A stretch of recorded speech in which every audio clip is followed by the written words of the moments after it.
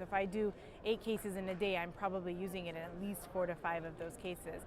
And it helps me not only decide whether a lesion is physiologically significant, but I get a good overview of the whole coronary tree.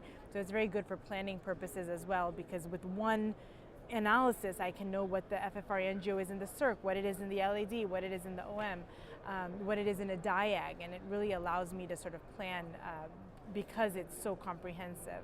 So typically when you do an invasive physiologic assessment, you have to pull the wire back to see what the pullback is, and then you put the wire back down, and that whole process can be time consuming. What I love about the CathWorks system is I can get a pullback in each of the vessels and know, is it diffuse disease? Is there a particular lesion that's causing that? Was that the lesion I was concerned about, or is the step down physiologically more distal or more proximal?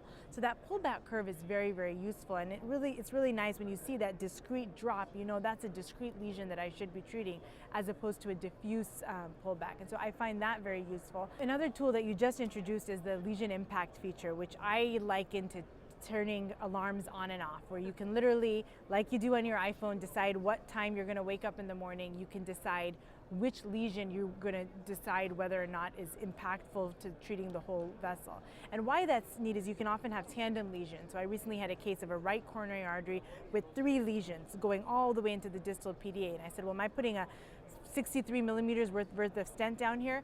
But what I would typically have to do with an invasive wire, which is pull back, see if that lesion is significant, go forward, it's very difficult to get that impact. With this, I could just turn one lesion off, turn another lesion off, and then figure out exactly which lesion is going to need to be treated. And I was able to just put in a 15 millimeter stent because those distal 2 lesions were not impacting the final physiology as much. When I do a physiologic assessment, generally to start ballooning, I generally wait for my intravascular imaging catheter. But now that CathWorks has the measuring tool, I know the approximate size of the vessel that's been sort of validated by QCA, and I can start ballooning and even planning my stent if the plaque morphology seems reasonable, without having to wait for the intravascular imaging catheter to get set up. So while I still think intravascular imaging is completely critical to PCI, this tool allows me to get started on the ballooning at least without having to wait for the intravascular imaging information. After, I can do a post-PCI FFRangio very easily, and that in and of itself has been very useful because referrings like to see it, patients like to see it, because you give them a number. Your LAD started with a FFRangio of 0.67 and now it is 0.94.